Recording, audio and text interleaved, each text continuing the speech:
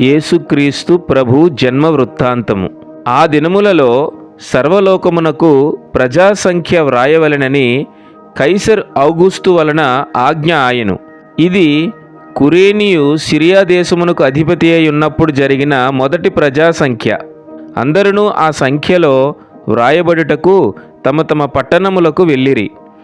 యోసేపు దావీదు వంశములోను గోత్రములోను పుట్టినవాడు గనుక తనకు భార్యగా ప్రదానము చేయబడి గర్భవతి అయి ఉండిన మరియతో కూడా ఆ సంఖ్యలో వ్రాయబడుటకు గలిలయలోని నజరేతు నుండి యూదయలోని బెత్లెహేము అనబడిన దావీదు ఊరికి వెళ్ళెను.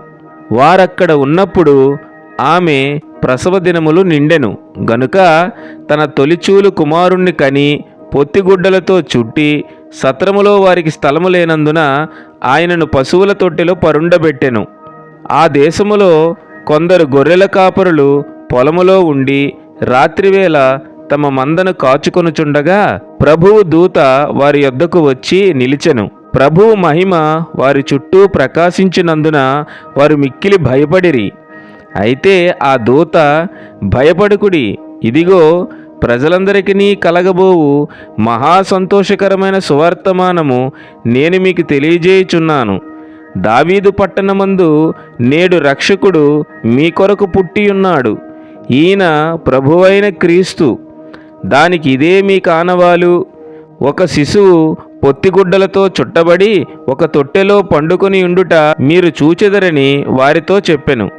వెంటనే పరలోక సైన్య సమూహము ఆ దూతతో కూడా నుండి సర్వోన్నతమైన స్థలములలో దేవునికి మహిమయు ఆయనకి ఇష్టులైన మనుష్యులకు భూమి మీద సమాధానమును కలుగునుగాక అని దేవుని స్తోత్రము చేయుచుండెను.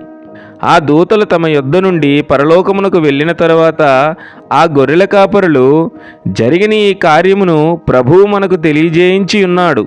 మనము బెత్లెహేము వరకు వెళ్ళి చూతము రండని ఒకనితోనొకడు చెప్పుకొని త్వరగా వెళ్ళి మరియను యోసేపును తొట్టిలో పండుకొని ఉన్న శిశువును చూచిరి. వారు చూచి ఈ శిశువును గూర్చి తమతో చెప్పబడిన మాటలు ప్రచురము చేసిరి.